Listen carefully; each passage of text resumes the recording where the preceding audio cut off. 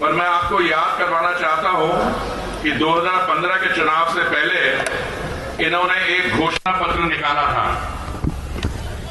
और उस घोषणा पत्र का टाइटल था 70 वादे।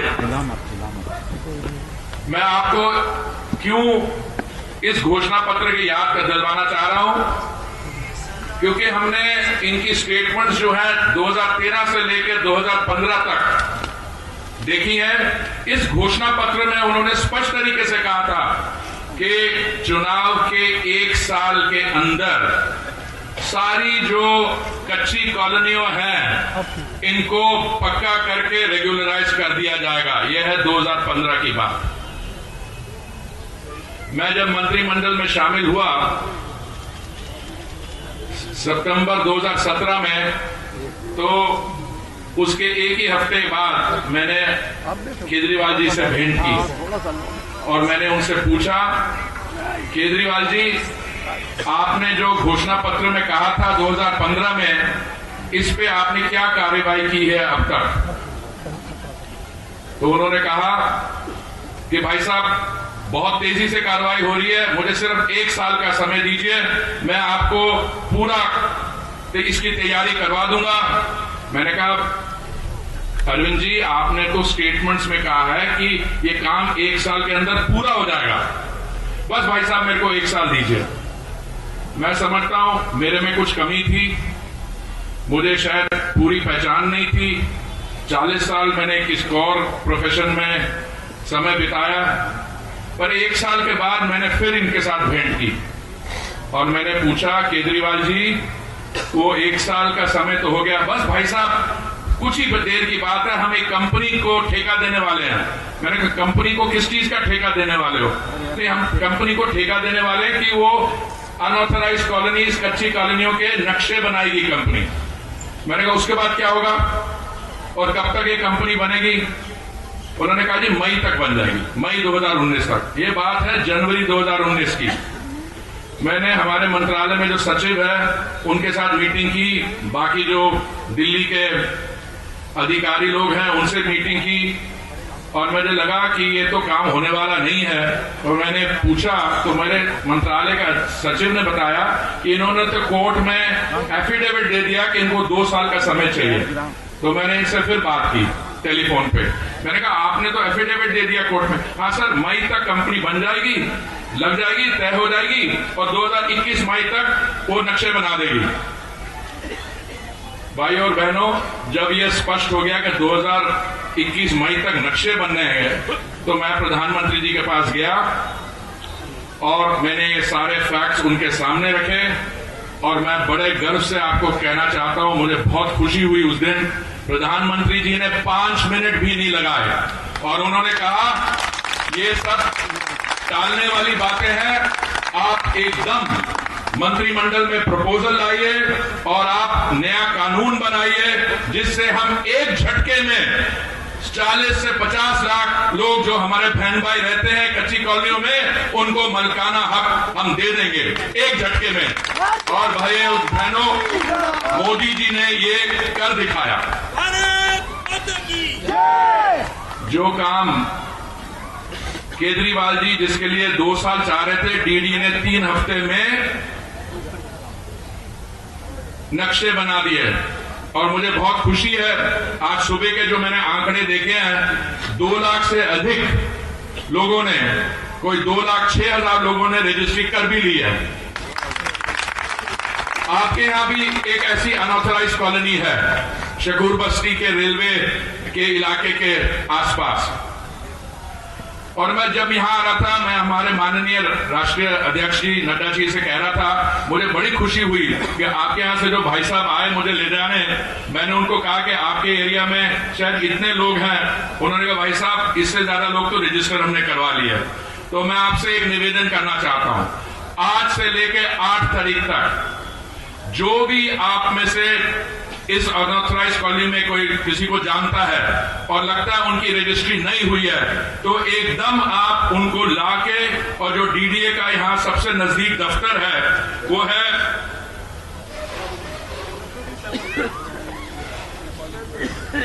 हाँ जी, रोहिणी में जो भी है अगर आप वहां पे कर दीजिए। और झुग्गी झोपड़ी कॉलोनी, अनऑथराइज कॉलोनी के टेक्निकली बाहर हो सकती है, पर झुग्गी झोपड़ी कॉलोनी में भी मोदी जी ने यह निर्णय लिया।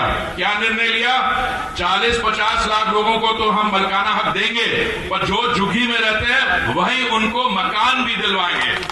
और मेरा जो आंकड़ा था कोई कम था, आपके जो भाई साहब आए उन्होंने बोला नहीं, इससे ज्यादा लोग हम ऑलरेडी कांटेक्ट कर दिए गए हैं।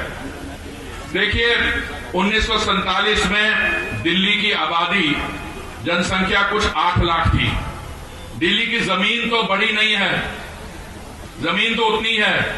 अगली हमारी गिनती सेंसस में 2021 में अगले वर्ष होगी। आपको क्या लगता है दिल्ली की आबादी अगले साल कितनी होगी? 2 करोड़। भाई साहब कह रहे हैं 2 करोड़, मैं बिल्कुल सहमत हूं। 2 करोड़ से अधिक ही होगी, हो सकता है उससे भी ज्यादा हो। भाई साहब, मोदी जी के विकास का आप डेवलपमेंट मॉडल देखिए। दिल्ली में अगर 2 करोड़ लोग रहते हैं तो 40 लाख लोग ऐसे हैं जो अनऑथराइज कॉलोनीज जिसमें जिनको मोदी जी ने मलकाना हक दे दिया है। 10 लाख लोग ऐसे हैं जो झुग्गी झोपड़ियों में रहते हैं, उनको जहां झुग्गी वहीं मकान देने का निर्णय उन्होंने कर लिया है। इनके सबके नक्शे अभी फरवरी के एंड तक सर्वे हो जाएगी और डीडीए डीपीआर बना के इसके टेंडर भी फ्लोट कर रही है।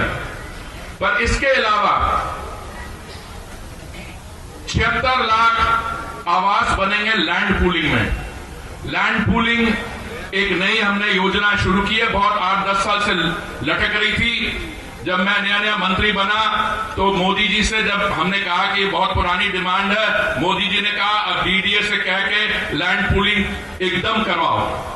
तो भाई साहब, अगर 76 लाख लोगों को, जिसमें 17 लाख आवास, 76 लाख लोगों का लाभ, 76 या 80 लाख एक, 40 लाख जो अनऑथराइज कॉलोनी में रहते हैं, 1 करोड़ 20 लाख और 10 लाख लोग जो झुग्गी झोपड़ियों में रहते हैं। अगर 2 करोड़ में से 1 करोड़ 30 लाख लोगों को आवास का फायदा मिलेगा, ये मोदी जी ने कर दिखाया है। ऑलरेडी इसके निर्णय हो गए हैं और आपको इसकी आवास मिलने शुरू हो जाएंगे। दिखा दो। मैं थोड़ी सी प्रधानमंत्री आवास योजना के बारे में आपको जानकारी देना चाहता हूं। जब मोदी जी नए प्रधानमंत्री बने तो उन्होंने कहा कि उनका सपना है, संकल्प है कि हर एक भारतीय नागरिक को 2022 तक एक अपना घर होना चाहिए, जिसमें किचन होना चाहिए, शौचालय होना चाहिए और जो परिवार को और सुविधाएं की जरूरत होती है, गैस सिलेंडर वगैरह। तो जब माननीय वेंकैया नायडू जी मंत्री थे इस मंत्रालय के, उपराष्ट्रपति बनने से पहले उन्होंने एक जांच करवाई कि देश में हमें कितने आवास बनाने होंगे कि हर एक भारतीय नागरिक का अपना पक्का घर हो। मोदी जी ने एक और भी फैसला किया था कि वो जो घर का टाइटल है वो परिवार की महिला के नाम पे होना चाहिए, महिला सशक्तिकरण के लिए। तो नतीजा ये निकला जांच का कि करीब 1 करोड़ बनाने होंगे। जब इस डिमांड को हमने असेस किया तो लगा शायद 1 करोड़ से थोड़े ज्यादा होंगे। बड़े गर्व के साथ, बड़ी खुशी के साथ मैं आपको बता सकता हूं, दिसंबर के महीने में हमने 1 करोड़ का जो आंकड़ा है पार कर लिया है। अब 1 करोड़ और 3 लाख आवास ऑलरेडी सैंक्शन हो गए हैं, जिसमें से 32 लाख लाभार्थियों को दे दिए गए हैं और 62 लाख का भूमि पूजन होने के बाद अब काम जोरों से हो रहा है। अगले 6 महीने से 12 महीने के अंदर ये 62 लाख भी लाभार्थियों को मिल जाएंगे। पर सवाल ये उठता है कि केजरीवाल जी ने दिल्ली में एक भी आवास की डिमांड नहीं भेजी केंद्रीय सरकार को। इसका क्या कारण है? इसका बिल्कुल साफ केजरीवाल जी ने अपने मुंह से इसका उत्तर दिया। उन्होंने कहा है भाई साहब, हमें प्रधानमंत्री आवास योजना की जरूरत नहीं है, हम एक नई मुख्यमंत्री आवास योजना बनाएंगे। केजरीवाल जी, ना आपकी कोई योजना है, ना उसके लिए आपने कोई बजट रखा है, ये तो हवा में बातें करने की बात है। पर प्रधानमंत्री हमारे लोकप्रिय प्रधानमंत्री परम आदरणीय नरेंद्र मोदी जी ने फैसला किया कि केजरीवाल करे ना करे, हम जहां झुकी है वहीं मकान दिलवाएंगे। और ये निर्णय उन्होंने 2015 जून में ले लिया था। इनफैक्ट एक हमारे यहाँ शादीपुर डिपो नाम की एक जगह है, आप जानते होंगे, वहां पे एक कॉलोनी है, उसका नाम है कठपुतली कॉलोनी। वहां पे हमारे 2800 परिवार रहते थे जो कठपुतली का उसकी कला में काम करते थे। उनको हम चाह रहे थे कि उनके 7 जो टावर बन रहे हैं 3 तो 31 दिसंबर तक दे दिए जाएंगे, पर पोल्यूशन के कारण एनजीटी ने थोड़ी रोक लगाई हुई थी और मुझे पूरी उम्मीद है अगले हफ्ते 10 दिन में ये 3 टावर उन लाभार्थियों को मिल जाएंगे। और जगह भी ये जहां झुकी वहीं मकान का जो कार्यक्रम है बड़ी तेजी से किया जा रहा है। और जैसे मैंने कहा, फरवरी के आखिर तक पूरे सर्वेस कंप्लीट हो जाएंगे और टेंडर भी डीडीए फ्लोट कर देगी। आपके जो यहाँ के लोकप्रिय प्रत्याशी हैं डॉक्टर वत्स अभी बात कर रहे थे ओल्ड एज सिटीजन होम्स की। मैं बताना चाहता हूं, 1 वर्ष पहले मेरे मंत्रालय ने एक मॉडल स्कीम बना के सारे देश के मुख्यमंत्री जो हैं सबको भेज दी है, डीडीए को भी भेज दी है। 8 तारीख के बाद आप मेरे साथ बैठिए, मैं डीडीए के वाइस चेयरमैन को बुला के आप जो 2 एकड़ चाह रहे हैं कहीं ना कहीं हम उसको ढूंढ देंगे और आपको पूरी तरीके से ये जो हमने ऑलरेडी स्कीम कर दी है, मैं चाहूंगा, बड़ी खुशी होगी कि इंडिया का पहला सिटीजन होम इस नए मॉडल टेम्पलेट के अनुसार आपकी कंस्टिट्यूएंसी में बने। मुझे मालूम नहीं है आपको इस बात के बारे ज्ञान है कि नहीं, पर जो आपके यहाँ पे जो सिटिंग विधायक हैं उनके बारे में मैं आप 2-3 चीजें कह दूं। ये अक्सर ये कहा करते हैं कि हम तो बहुत काम करना चाहते हैं पर हमें केंद्रीय सरकार करने नहीं देती। ये केजरीवाल जी का भी रोना ऐसा है कि जी हम काम करना चाहते हैं पर ये लेफ्टिनेंट गवर्नर जो है केंद्रीय सरकार हमें काम नहीं करना देती।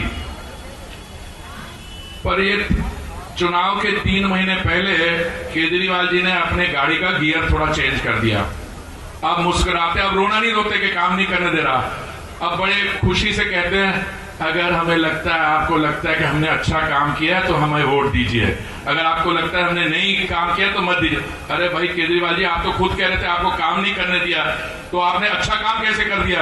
5 साल अच्छे कैसे बीते हैं? ये सत्येंद्र जैन जी आपके पास आए तो उनसे एक सवाल पूछना कि सत्येंद्र जैन जी एक चीज बताइए, आपको कंस्टिट्यूएंसी के डेवलपमेंट के लिए कितने पैसे मिलते हैं हर वर्ष? आपको मालूम है कितने मिलते हैं? 10 करोड़ मिलते हैं। तो 50 करोड़ तो उन्हें मिले हैं। 50 करोड़ में क्या क्या सुधार हुआ इस कंस्टिट्यूएंसी में? कुछ नहीं। अच्छा, ऐसा है तो फिर मैं आपको बताना चाहता हूं, प्रधानमंत्री आवास योजना उन्होंने लागू नहीं की, वो मोदी जी ने जहां जुगी वहीं मकान आपको दिलवा दिया। अनऑथराइज कॉलोनीज की बड़ी बातें बनाते रहे और कहते रहे कि केंद्रीय सरकार नहीं करने दे रही, वो भी हमने मलकाना हक मोदी जी की सरकार ने दिलवा दिया। आपको मालूम है एक और योजना है, उसका नाम है आयुष्मान भारत। मुझे बड़ी हैरानगी हुई, कुछ 4 रोज पहले हिमाचल के जो स्वास्थ्य मंत्री हैं उनके साथ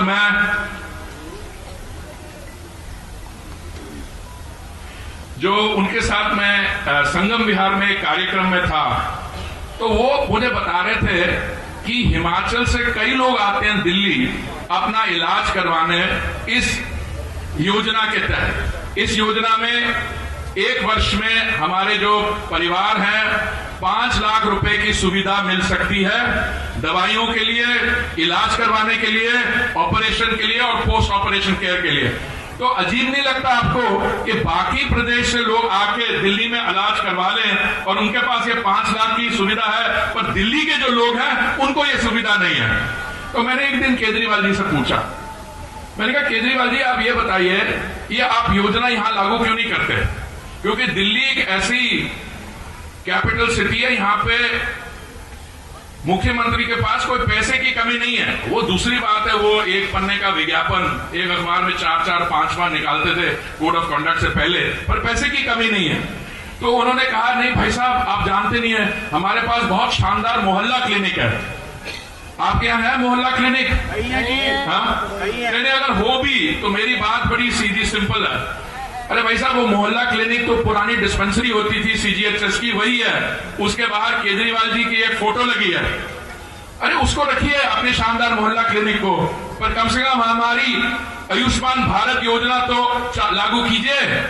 मैं आपको आज दावे से कहता हूं, मेरा जो विभाग है हाउसिंग एंड अर्बन अफेयर्स और सिविल एविएशन मेरे में नहीं आता है, पर मैंने आपके जो एरिया के आपके डॉक्टर हर्षवर्धन हैं, जिनको आप बहुत अच्छी तरह जानते हैं, मैंने उनसे बात की है और उनकी इजाजत से और हमारे भारतीय जनता पार्टी के राष्ट्रीय अध्यक्ष के आशीर्वाद से मैं आपको बोलता हूं 8 तारीख के चुनाव में भारतीय जनता पार्टी की आप दिल्ली में सरकार बनवाइए और हम 6 महीने में नहीं, एक ऐसे हमारे माननीय गृह मंत्री जी ने किया, कुछ ही घंटों में सरकार में आने में आयुष्मान भारत योजना दिल्ली में हम लागू कर देंगे।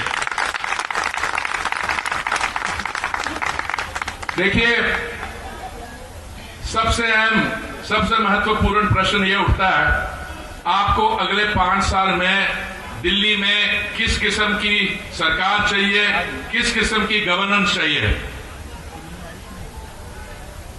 दिल्ली शहर को या भारत को चलाना आसान नहीं है।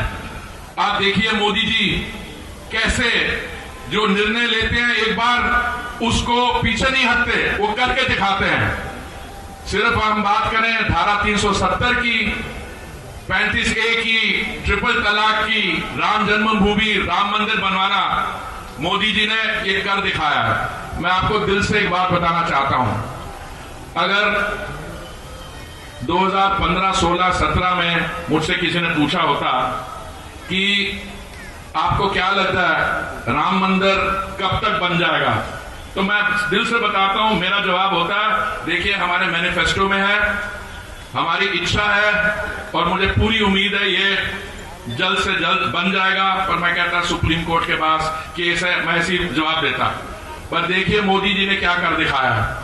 दूसरी टर्म जून 1 2019 को चालू हुई और कुछ ही महीने में ये सारे महत्वपूर्ण ऐतिहासिक निर्णय उन्होंने ले लिए और ये कर दिखाया कि देश के लिए, जो देश के हित के लिए काम होता है उसको करने में कभी झिझकना नहीं चाहिए, कोई रुकावट उसमें आनी नहीं चाहिए। दिल्ली में भी अब ऐसा ही प्रश्न है। जब नया मैं मंत्री बना था तो दिल्ली मेट्रो में एक दिन में 24 लाख लोग सफर करते थे। आज 24 लाख नहीं 65 लाख से लोग सफर करते हैं। क्यों? क्योंकि हमने दिल्ली मेट्रो को बढ़ाया है। पर जब भी हमने मेट्रो को बढ़ाने की कोशिश की है, केजरीवाल जी ने उसमें रुकावट लाने की कोशिश की है। केजरीवाल जी का समय मुझे लगता है कुछ अजीब किस्म की एक्टिविटीज में लग जाता है। मुझे लगता है ये 2 साल पुरानी या 1.5 साल पुरानी बात है।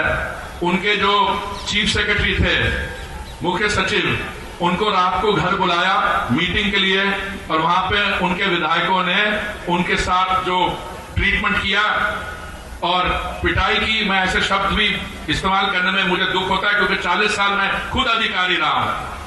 देखिए कोई इन्होंने दिल्ली के लिए जो निर्णय एकदम ले लेने चाहिए थे नहीं किया। अब दिल्ली की बसों के बारे में 1 मिनट ज्ञान देना चाहता हूं। दिल्ली में दिल्ली ट्रांसपोर्ट अंडरटेकिंग की या DTU की 11,000 की सैंक्शन है बसेस की। इस समय सड़क पर मुश्किल से 3 लाख बसें चलती है। मैं आपको दावे से कहता हूं भारतीय जनता पार्टी की सरकार बनते ही 6 महीने के अंदर हम पूरी 11,000 बसेस को रोड पे ले आएंगे। मेट्रो भी बढ़ेगा, बसेस भी और होंगी, आपको सुविधा मिलेगी।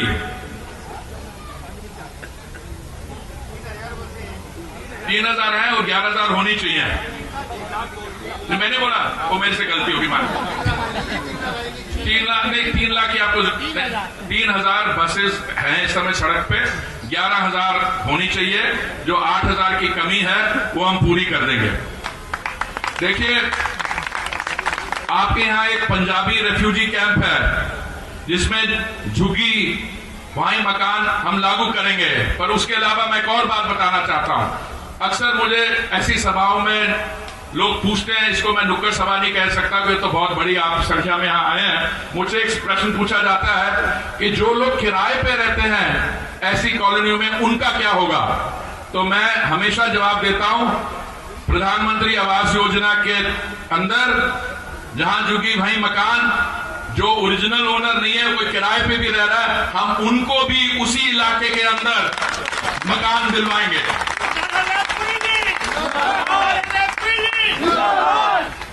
देखिए, आपको बस एक काम करना है, अब से लेके 8 तारीख तक आपके जो यहाँ पे लोकप्रिय प्रत्याशी हैं डॉक्टर वत्स, जिनकी मैंने बहुत तारीफ सुनी थी इस भारतीय जनता पार्टी में एक्टिव होने से पहले, इन्होंने बहुत नाम कमाया है, इन्होंने समाज सेवा की है, इन्होंने अस्पताल बनाया है।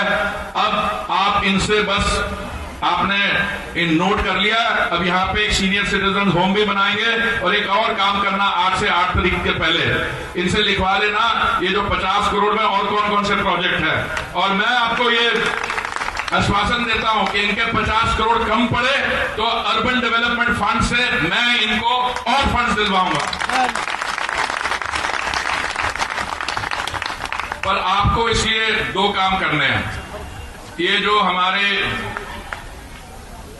जे क्लस्टर्स हैं और बाकी जो इकोनॉमिकली वीकर सेक्शन के एरियाज हैं, आपने वहां पे जाके इनके साथ थोड़ी सेवा करनी होगी। और अब आपको 8 से लेकर 8 तारीख तक प्रचार करना होगा। और 8 तारीख को, जैसे हमारी पंजाबी में कहते हैं, मैं देख रहा हूं हमारे काफी पंजाबी लोग बैठे हैं और सोम प्रकाश जी तो मेरे से अच्छी पंजाबी बोलते हैं। 8 तारीख को सवेरे उठ के खुद भी ते आंड गुआंड दे सारे नो ना ले जाके कमल दे बटन ते दबा के आना ते साडे डॉक्टर वत्स नो तगड़ी मेजोरिटी नाल जितवाना। अब मेरे साथ बहुत बहुत धन्यवाद, जोर से कहिए कि यहां से आवाज और जगह तक पहुंचे, बाकी 70 विधानसभा कंस्टिट्यूएंसी तक। भारत माता की, भारत माता की, भारत माता की। वाहिगुरु जी का खालसा, वाहिगुरु जी की फतेह। बहुत बहुत धन्यवाद। बहुत बहुत धन्यवाद आदरणीय हरदीप सिंह पुरी साहब जी का। देखिए, अभी डॉक्टर साहब के विधायक बनने में अभी कुछ दिन बाकी है और आपका काम होना शुरू हो गया। जोरदार तालियों से अभिनंदन करिए अपने राष्ट्रीय नेतृत्व का। जहां झुकी वही मकान चाहते हैं तो खड़े होके तालियां बजा के अभिनंदन करिए। खड़े होके बैठ जाओ यार। आप देखिए, यहाँ जाओ। पुरी साहब ने कमाल कर दिया। तो मैं कह रहा था कि दिल्ली में ही नहीं, पूरे हिंदुस्तान में शकूर बस्ती विधानसभा नंबर 1 पे आएगी। सभी बैठ जाए प्लीज। देखो ये कुदरती बैठ जाए, सही बैठ जाए प्लीज। बहने बैठ जाइए, सभी बहने बैठ जाए। हमारे माननीय अध्यक्ष राष्ट्रीय आदरणीय जगत प्रकाश नड्डा जी पिछले कई दिनों से आज 36 विधानसभाओं में जाके बड़ी बड़ी जनसभाएं ले चुके, 32 बड़ी बैठकें विधानसभाओं में ले चुके, दिन रात लगे हुए। अगर मैं सोचूं कि कल माननीय गृह मंत्री अमित शाह जी हमारी आदर्श नगर विधानसभा में रात को 1:30 बजे गए, तो हमारे राष्ट्रीय अध्यक्ष जी भी दिन रात पार्टी के लिए, दिल्ली को जिताने के लिए, इसको पेरिस बनाने के लिए लगे हुए। आपके आशीर्वाद से आप बहुत, गला भी आपका ठीक नहीं है। और मुझे लगा कि हरदेव पुरी साहब जी ने अपनी पूरी बात रख दी। अब नड्डा साहब जी 2 लाइन में आपको बैठे बैठे आशीर्वाद, जो आपका आदेश, मैं तो आपका एक, चलिए मैं जबरदस्ती नहीं कर सकता, मेरे बॉस है। नड्डा जी को जय श्री राम, जय श्री राम, जय श्री राम। नड्डा जी को जय श्री राम, जय श्री राम, जय श्री राम। आप सबने अपनी पुरी जी को सुना है। मेरे गले का हाल आपको मालूम चली गया होगा, इसलिए मैंने तय किया था कि हमारी सारी बातें भारत के मंत्री हरदीप पुरी जी आपके सामने रखे, क्योंकि आप सब इतनी बड़ी संख्या में आए थे। मेरा एक ही निवेदन है कि जो पुरी जी ने कहा है उसको अक्षरशः आपने इम्प्लीमेंट किया और 8 तारीख को कमल के निशान पर बटन दबा के भारतीय जनता पार्टी की सरकार और वंश साहब को आपने यहां से विधायक बनाया और इनकी महत्वपूर्ण भूमिका रहने वाली है। इसको आप समझें। हम सब लोग पूरी ताकत से लगे, ऐसा मैं आपसे निवेदन करने आया। ज्यादा न कहते हुए डॉक्टर ने मुझे सख्त हिदायत दी है, लेकिन आप सबने कहा, उन्होंने कहा मैं चलूंगा जरूर। बोलेंगे पुरी जी मैं सिर्फ आप सबके दर्शन करूंगा, लेकिन थोड़ा सा मैंने बोलने की कोशिश की है। हो सकता है कल परसों तक आपके प्रार्थना से मेरा गला ठीक हो जाए, तो फिर मैं आगे आप सबके साथ कैंपेन में जुटूंगा।